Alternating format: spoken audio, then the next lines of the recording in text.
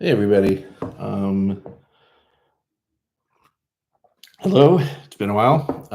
Maybe a couple of weeks. Had some tooth issues, so if I sound a little funny, that's my problem. So tonight, this is live. Feel free to jump in the chat, and I'll try to catch it if I'm paying attention and diligently watching the chat box. Um, so this is a video motivated by a comment somebody left that was just sort of maybe coincidental with some videos that I was watching. Maybe there's some synchronicity going on, or maybe just everybody's seeing the same video feeds that I am. So the commenter asked if I was aware of the subtype literature, the research that Dario Nardi is doing on subtypes, and I believe he's written a book on it. I haven't read it, but I plan to. And for those of you who have seen other videos, you probably know I'm a big fan of Dario Nardi. I'm sure everybody watching this probably knows who he is, but just in case you don't, he is one of the few people out there that tries to map out brain activity, brain function, to the various MBTI personality types. And he, I believe, is sort of a certified MBTI practitioner. That's the model he uses.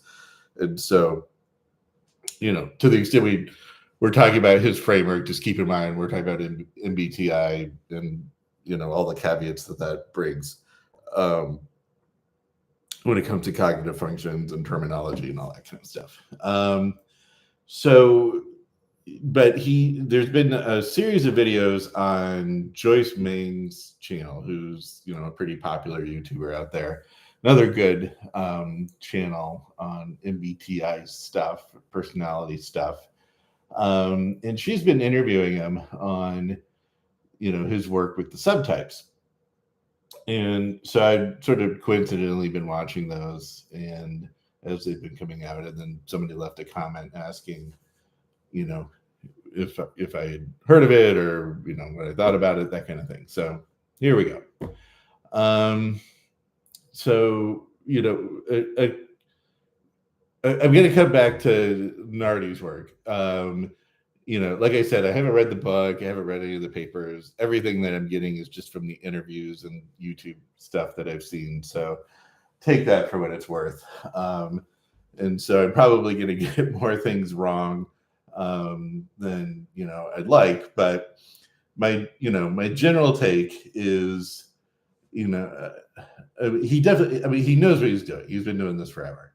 And the thing that I like is, he's at least taking he's taking what the data is giving him, right? He's not trying to cram the data into a theory. He is instead sort of expanding the possibility that, hey, maybe there's something else going on here, something else, other sorts of things that we need to be taking into account given the data, right? I mean, and this isn't him just sort of armchairing it and sort of tinkering with his TI and coming up with this stuff out of nowhere. I mean, it's sort of obvious, when he analyzes the ERP data on the brain imaging that he's doing, that there are these sort of these certain patterns that are emerging, and they don't. And the easiest way for me to explain it is that each of the 16 MBTI types can show one of four distinct patterns in their brain activity, given certain tasks and stuff that they're doing, and so it doesn't seem to break down, as far as I could tell, by like, all INTJs show this type of behavior, type, one brain pattern activity or ERP activity, and ESTJ shows another one. You can see each of these 4 distinct types of patterns in each of the MBTI types. Now, of course, one criticism could be, you're just sort of relying on their MBTI results, and you're, hoping that is sort of accurate, and that they're all, if somebody comes out as an INTJ on the MBTI, that they really are an INTJ, and we're not just sort of mixing things up. So I'm going to take it at face value. I'm not going to try to poo-poo the results or the conclusions that he's making by sort of just hand waving and saying, well, maybe everybody's just sort of mistyped, and the brain data is more, a more reliable way of typing people than the MBTI test. Let's just take their MBTI results at face value, for the sake of argument. So, okay, so in each of the types, you have these sort of distinct brain patterns that can emerge. And he describes them. I gotta admit, I sort of forget what they all are, but one is sort of a starburst pattern where it sort of starts in the center, and sort of simultaneously a bunch of different areas light up. Another one I think is more of sort of a band that isn't really in the center, but sort of goes around maybe the sides. And then one is maybe like, instead of everything happening at once, it's sort of sequential patterns through certain areas. But no matter what it is, it's sort of distinct, and you can kind of see it right in the data. So, and then he sort of breaks it down into that and says, okay, well, not only do you see these sort of distinct patterns, within the different MBTI types, but those patterns seem to correlate with, basically descriptive personality types. Well, I don't want to say types, but you know what I mean? Like, for example, one pattern. So he's got four ways of describing in personality terms these, people that have these different brain activity functions or patterns. And the first one he calls them the dominant. And again, this, you could be a dominant INFJ, you could be a dominant INTJ, you could be a dominant ESTJ, you could be a dominant ESFP. I think this is how it all works. But, within the MBTI types, you have these sort of subtypes where it could be a dominant, could be a harmonizer, it could be a normalizer, and then I think a creative are sort of what he calls the 4 subtypes. And again, each of those shows similar brain activity across the MBTI types. So if you're a dominant INFJ, you're going to have the same sort of pattern, ERP pattern, as a dominant ESFJ, right? And not only that, but it corresponds to some sort of styles variation of what I would call sort of a descriptive personality, right? Where the dominant types are sort of more, go-getters, take charge kind of people, dominant. Where creatives are going to be a little bit more holistic, a little bit more creative, normalizers are going to be, sort of middle of the road, normal people, right? Not too much this, not too much that, right? Just sort of even keeled is kind of my take on it. And then the harmonizers are more of the, they will sort of relate to people a little bit more, maybe engaging, with people a little bit more. but but you see this across the different types, right? And so the idea is, you might come out with MBTI preferences, as he tends to say, but you might have these sort of variations on a theme or sort of subtypes within them. Okay. Um, and again, I'm taking it at face value that these people really are what they claim to be MBTI wise. And that you really are seeing these sort of distinct but consistent patterns across the types. So what does all that mean? So I'm listening to this, and the various interviews, and probably the way that I described it is probably already giving it away. But I sort of came across or came away from it like, well, that just kind of sounds like thinking, feeling, intuition, and sensing, like a flavor of that, right? So dominant, you might think of as maybe kind of a sensory type of person, right? Like an SP Donald Trumpy type person, where a creative might be more of an intuitive type person, and then a normalizer might be more of a thinker, I don't know, logical, laid back, chill, middle of the road type. And then a harmonizer, I think, sort of, would equate to probably a feeler. And maybe you could, call the dominant the thinkers and the normalizers, the sensors, whatever. But but the thing is that to me, it all sort of comes back to basically, the same functions or the same essence, right?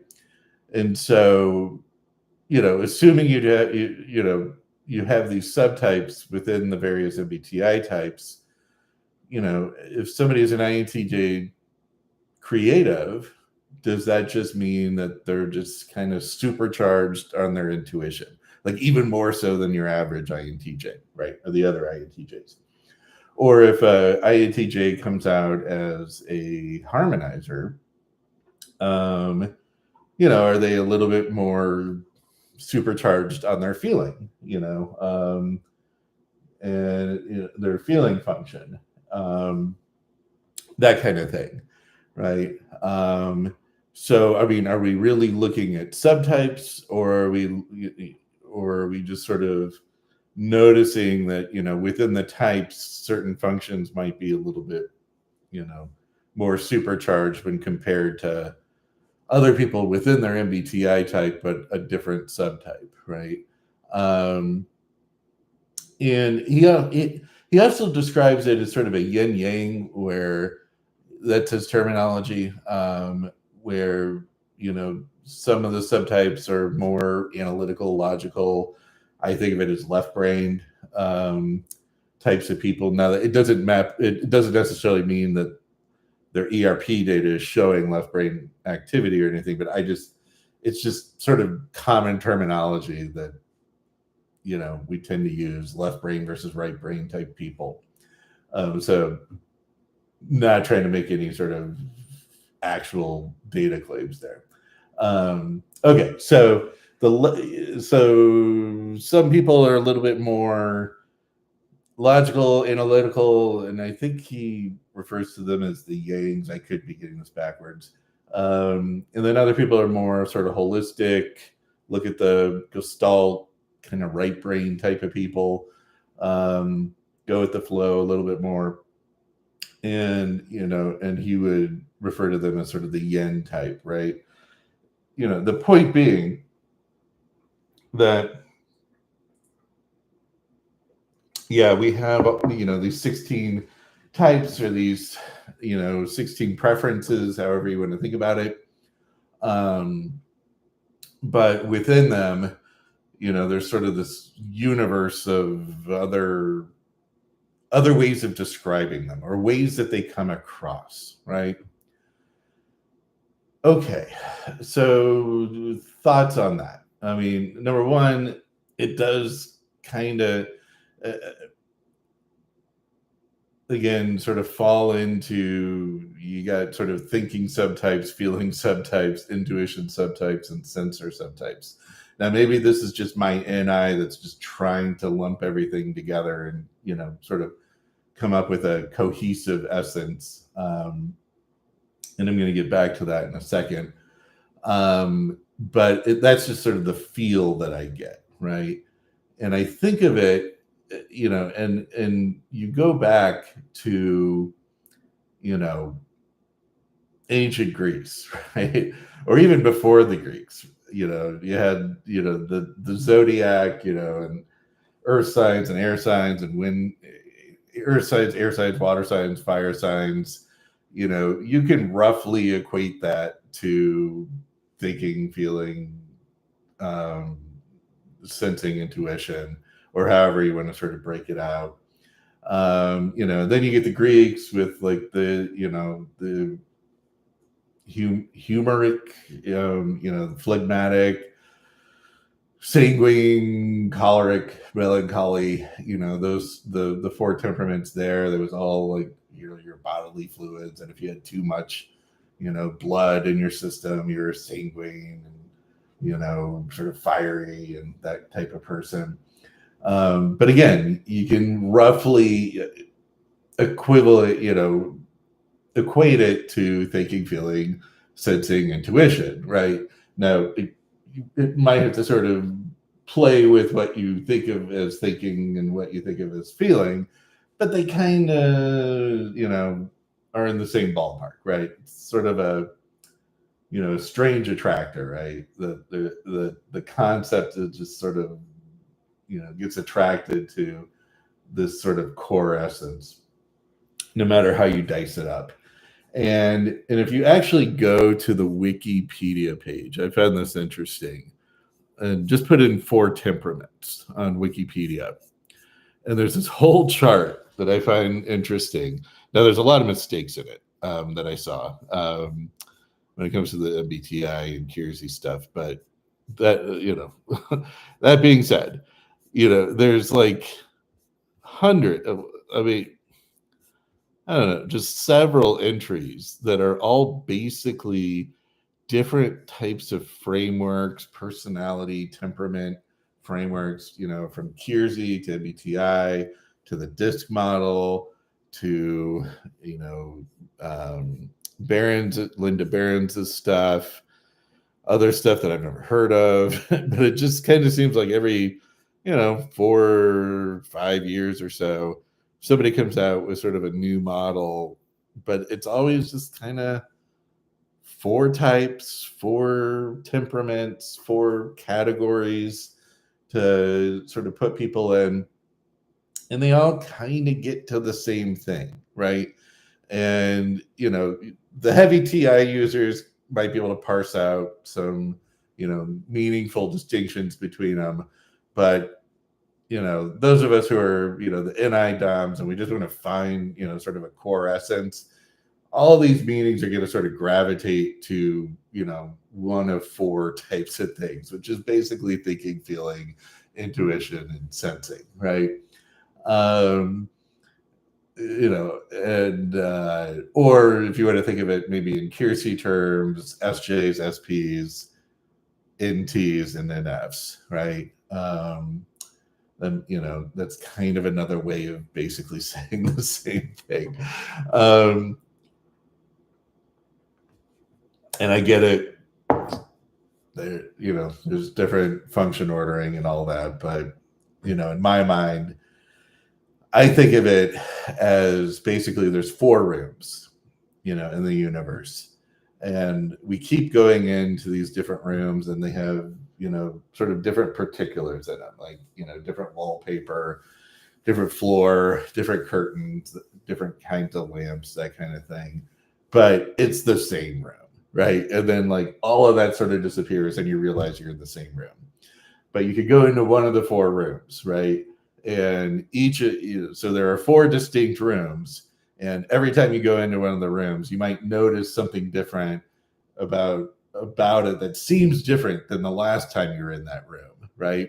And then your mind just sort of clears itself, and all those differences go away. And again, you realize you're in the same room, right? I don't know. That's a very intuitive, weird, dreamy kind of way of describing it, but it's just kind of the way that I think about it. That, you know, people would have slice and dice all this stuff and parse it up into, you know, different ways of describing it, different ways of categorizing it, et cetera, et cetera. But it all kind of boils down to the same thing, right? That being said, I mean, the data is what the data is, right? And, you know, I'm definitely not trying to, you know, criticize or, you know, anything like that. Just trying to, what I'm trying to do is just think about it in sort of my 4-room framework, right? You've got these subtypes that seem to be showing up in the brain data across the different MBTI types. So is that just sort of, you have INTJs or people who test as an INTJ, you know, in the MBTI inventory, but they're just, you know, sort of lean towards feeling, right? They might lean towards thinking, which would be odd. I understand, right? Like if you lean towards feeling, why are you coming out as an INTJ? So interesting results. It raises interesting questions. I definitely take it at face value. So we'll see where he goes with it. You know, I mean, he's got plenty of data that he can probably mess around with, or, you know, evaluate or analyze, you know, and maybe he'll come out with some more interesting stuff. Okay, so now that leads me to my sort of bigger response, I guess, my bigger point, I guess, I'm trying to make on this about subtypes and, you know, why can't we all just sort of accept the 4 rooms, right? Like, why can't we just accept, you know, you're a thinker, you're a feeler, you're a sensor, you're an intuitive. Like, and I was also coincidentally reading this book chapter from, or an essay or something, from Carl Jung that he published 10 years after he published his original psychological types chapter, book, whatever it was. And it was sort of this postscript to, you know, kind of like, you know, 10 years later, what are my thoughts on psychological types? And I would encourage anybody out there to read it who's interested in this stuff, because he's basically saying the same thing that people have been saying in the MBTI community for years, or at least like sort of pointing out the frustration of it all. You know, and he was a smart guy. He knew what he was talking about. And it was, and I don't really know what the context was. It was almost like, you know, people just kept, I got this sense, and this is just my intuition, I don't know the context, but I got the sense that people were sort of berating him. Like, you know, you probably had a bunch of like NI types out there that were just sort of nitpicking him and like, well, when you're talking about introverted thinkers and, you know, blah, blah, blah, you know, and like really trying to parse it out and nail it down to like discrete definitions. And so he writes this sort of postscript, and he's kind of just throwing up his hands, and he's like, look, you know, all I'm saying is that in my years of observing people, it first occurred to me, you know, that you've got, you know, people who sort of act without thinking and just sort of are comfortable acting in the world without having to put a whole lot of reflective thought into it. And they're comfortable with that. And those are the extroverts. And then you have the other half of the population that before they do anything, they kind of have to think about it and reflect on it, and they want to sort of mull it over in their head, and then they'll act. And I'm going to call those the introverts, right? And then you've got, people who tend to, use their rational or judging functions, and you got, thinkers and feelers. You got thinkers who like to make conclusions about things, and you have feelers who like to assign value to things. But they make decisions based off of either logical conclusions or the value that they assign, the cost benefit value that they assign to it, And then you got another group of people that, are, that seem to be sort of more, engaged in the sensory world, right? They're either engaged in it in this extroverted way or engaged in it in this introverted way. And then you have people that are like the intuitive types that are just in la la land, right? They're in their little dreams and abstract thoughts and blah blah blah, and they're either doing it out there or they're doing it in their head. And that's it, and it's just like, it's basically like we've got, it's like crystals, right? He uses this analogy where he's like, every crystal is different, and but there's sort of subtypes, and they're sort of based off of a general sort of pattern, but they're all going to be different, right?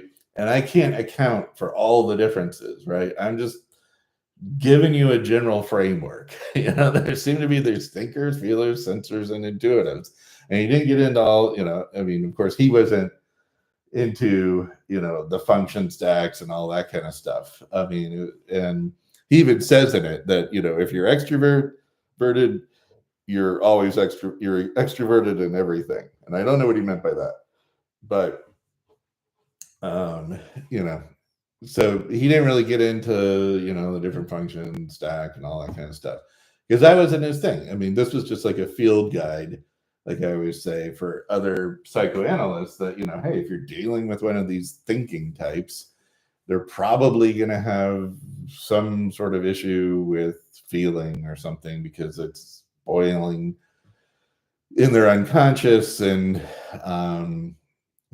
causing them all kinds of neuroses, right? Very Jungian, very analytical kind of stuff. But it's a funny kind of read. 100 years, well, his original work was 100 years ago, which is weird to think about. And then this was like 10 years later, so like 90 years ago.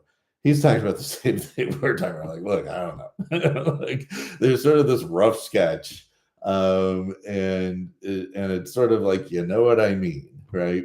Just like everything else when we're talking about the mind and psyche, and he makes the point, like, this is stuff you can't measure, and so you're not going to get like a taxidermy like you get in biology, where you break species and subspecies into things that you can observe and measure, right?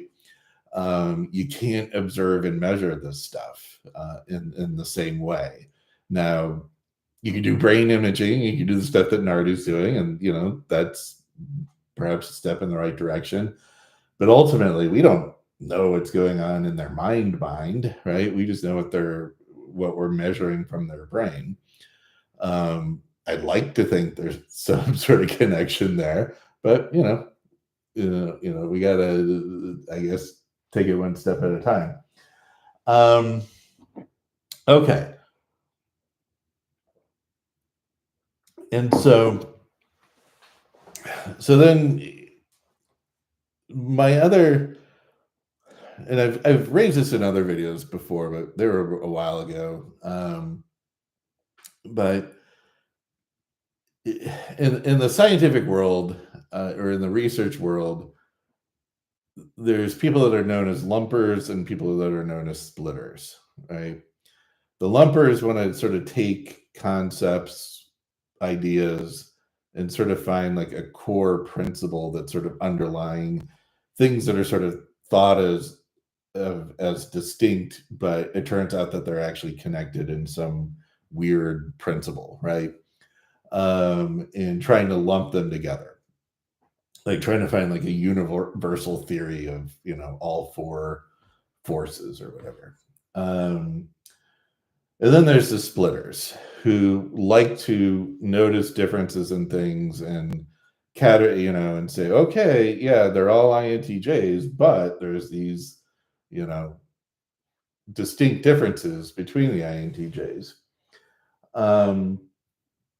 And I think, and you see this all over the place. You see it in socionics, you see it in, objective personality, their whole system, where it's a lot of splitting. It's a lot of this like TI parsing of things. And yeah, there might be something there, but there's sort of this general concept in, science in general that you try to make your theories as parsimonious as possible, right? You don't want to make things too complicated and elaborate when a simpler explanation would do, right? And the example that people always use in grad school and whatnot is, it's what I call circles of Ptolemy or Ptolemaic circles, where, back in the old, ancient Greek days, there was this idea that the celestial bodies, the planets and the sun and the moon and everything, had to move in perfect circles, right? Why? Because everything out there was supposed to be perfect. But if you actually measured things, Mars might be over here, to the left on one night, and then the next night it sort of jumps over to the right, and it's like, well, if it was traveling in a perfect circle, it shouldn't be jumping like that.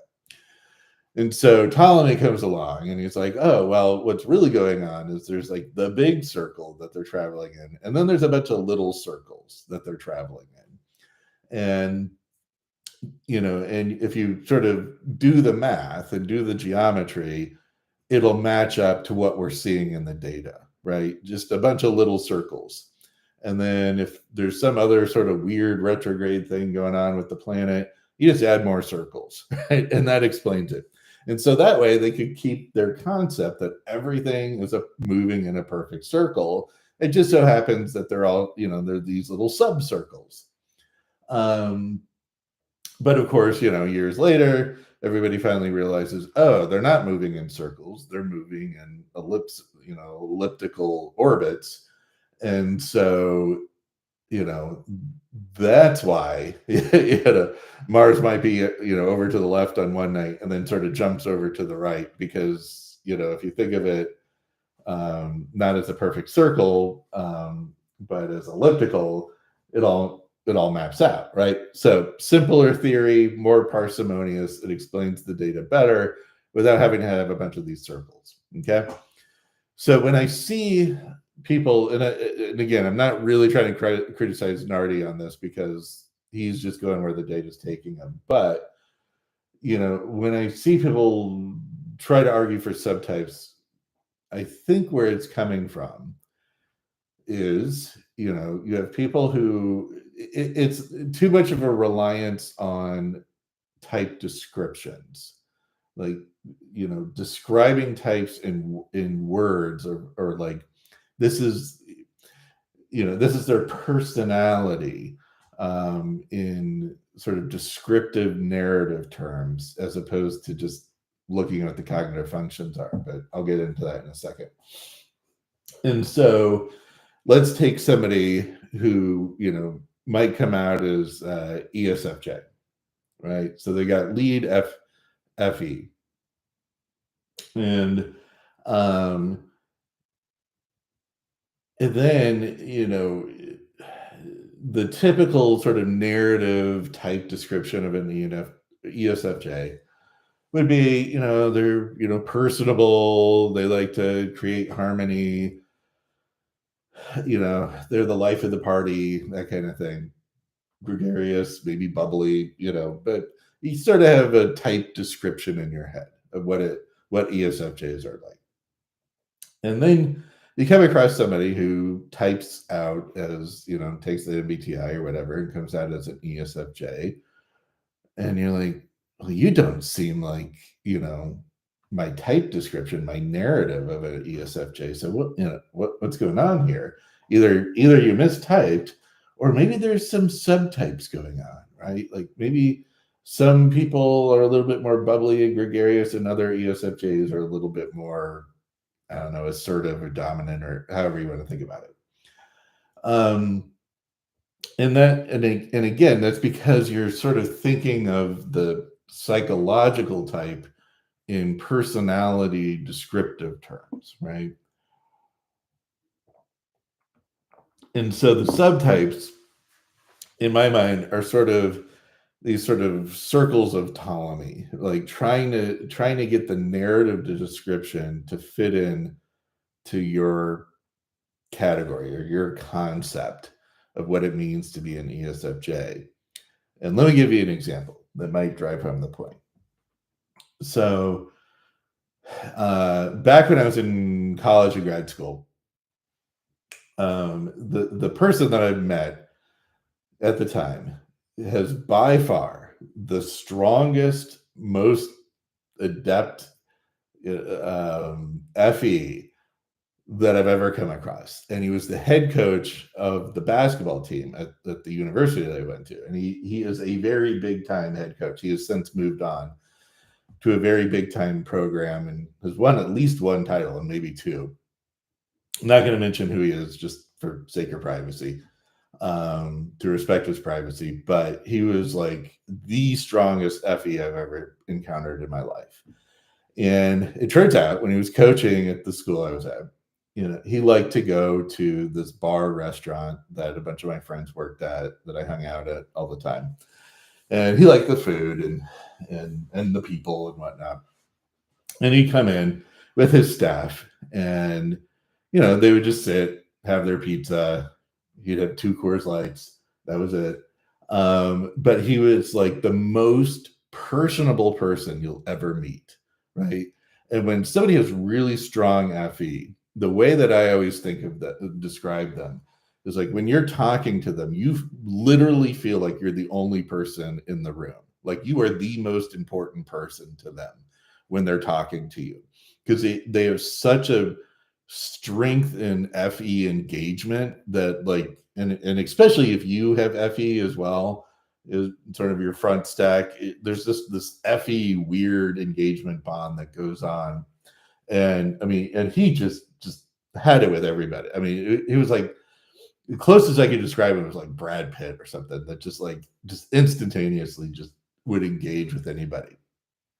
And so think of the strongest FE and the strongest sort of like, what we usually think of as FE is sort of engaging, putting you at ease, creating harmony, that kind of thing. So he was doing that, pretty much daily with everybody he interacted with. And so I could see why he was very successful coach and very successful recruiter. But we also knew some of the players on the team. And the players would tell us, like, look, he's nothing like that in practice. Like in practice, he's just like on our ass and just chewing us out for every little thing, right? And then you'd also see it in games. And I'm not giving anything away. I mean, he's kind of notorious for this, but you see him in games, and he's doing the same thing. And he's like chewing out players, and he's like yelling at them and trying to get them motivated, and trying to get them, get their head in the game or whatever. But he is not the cool, calm, and collected Brad Pitt, that we all know from the downtown bar. And so, from a narrative description, like if somebody said, okay, describe this guy's personality type, I'd have to be like, well, you mean when he's not coaching, and just engaging with the public and, his friends and, whatnot, he's a totally gregarious, very mild mannered, very laid back, just chill, cool guy. But on the court or in practice, like he's a totally different person. But the thing is in both instances, that's FE. That's FE. FE is, like I like to say, FE is trying to get people to do what you want them to do. It is your person engagement function, right? And if you are just out on the town enjoying, a couple of beers and a pizza with your friends and, interacting with, random people in the community, you've got no reason to be anything but just cool and chill, right? Because to the extent you're trying to get anybody to do anything, you just want people to like you, right? And so your FE is trying to get the people to value you in sort of a, FE kind of way. But if you're coaching, Division 1 basketball program, and you got a bunch of 18 to 20-year-olds, sometimes you got to chew them out, right? Sometimes you got to motivate them, Now, of course, all these players would run through a brick wall for him.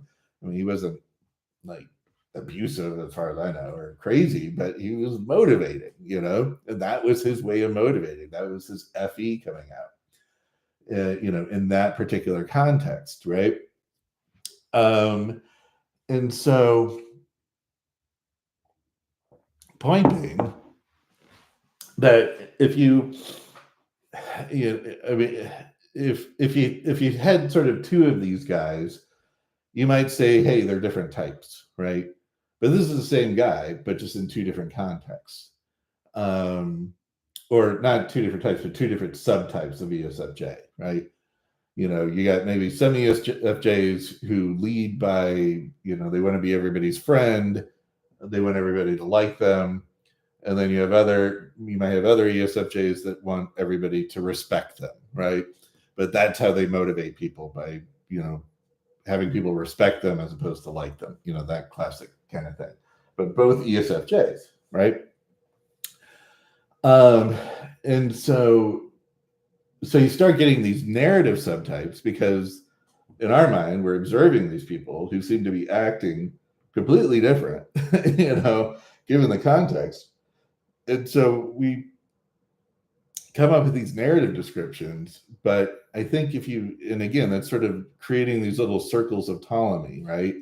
Trying to make the data fit into the theory, right? Instead, if you just sort of think about it as, oh, that's just FE, but it's FE in a different context. It's FE in, a social context, and it's FE in sort of a work or, highly competitive sports context, right? But in both situations, it's FE. Why? Because you're thinking about what the function is. And I don't mean like, FE versus TE, but what is it? What is the process? What is the information that it is processing? What is it trying to accomplish, right? What is sort of the goal?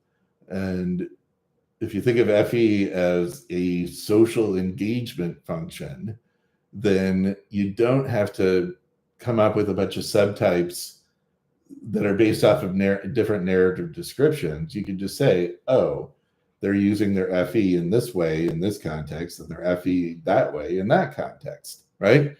And so that's kind of the fundamental difference between thinking of it as a psychological type versus a personality type. And I'll be the first to admit, I always say personality types on here, but that's really my bad. I mean, it really is a psychological type. Like, what function are you using, or sort of dominantly or primarily, that kind of thing. So I think in my mind, I think that's sort of the best example of getting to it. And so when you start seeing, all these subtypes and subtypes and quadrants and all this kind of stuff, I mean, the TI guys, they love it. That's the socionics. That's all those like personality grids or whatever, where like every type has like 50 different, qualities or whatever, which has got to drive any sort of statistician absolutely batshit crazy, because there's no way anybody's going to agree on that many, different variables. Just look up the Bayesian theorem. Once you start introducing type 1 and type 2 errors, into your measurement system. You know, if you've got 16 different dimensions or 32 different dimensions or whatever it is, good luck. Trying to fit anybody reliably in any sort of category. And so that's another reason to just kind of keep things simple, because like statistically, you start running into a lot of problems when you have too many degrees of freedom and too many variables and all that kind of stuff. So breaking things into like all these crazy subtypes, it's got statistical problems. And then also, I think it's just trying to address the wrong thing. Again, TI people, they love it. NI people, we just want something more basic, something more we can just sort of hang our hat on. And it's like, yeah, you got 3 different subtypes, but they're all kind of the same. You can lump them all together and under the same kind of general principle, right? Okay. And I've said it before about, things like the objective personality model. And again, I owe a lot to David Chan. I learned a lot about this stuff from them. But like I've said before, the objective personality model is just like so unwieldy in my opinion. Like I just can't get my head around it. And I've said this joke before, but it reminds me of this old Stephen Wright joke where it's basically, he was like, yeah, I just bought a life-size map of the United States, and man, it's really hard to fold.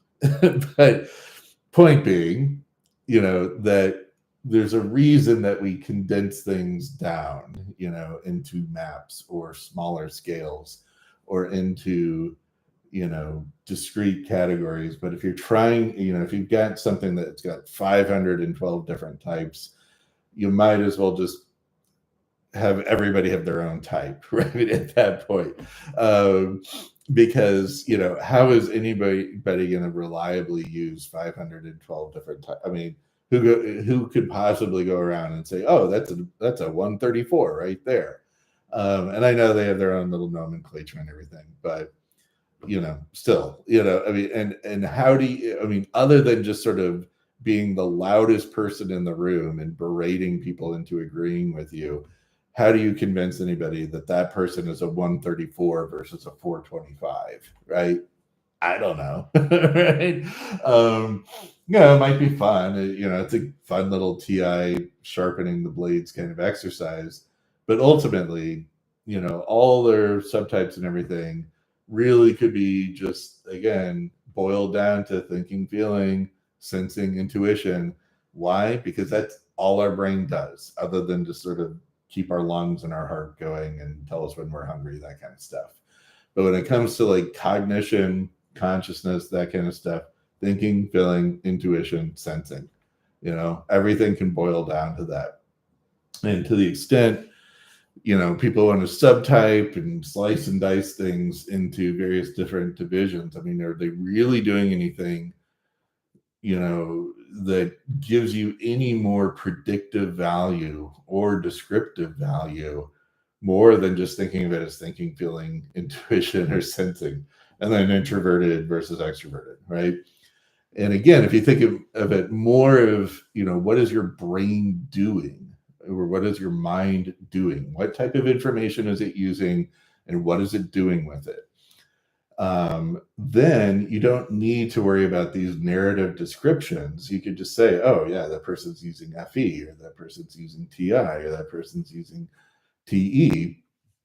And, and then sort of get a sense, is it strong TE, or is it weak TE, or is it self-serving TE, or is it just sort of always on TE?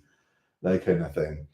So, okay, I think I've, probably said enough on the issue. All that being said, I do find all that stuff interesting. I always love watching videos with Dr. Nardi, because he's very insightful. He knows this. He knows way more.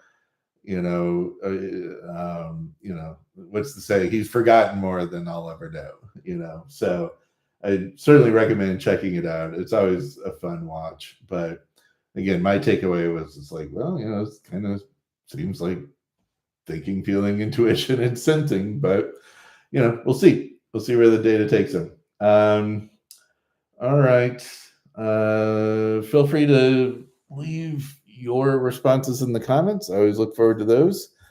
And have a good one. Thanks. Bye.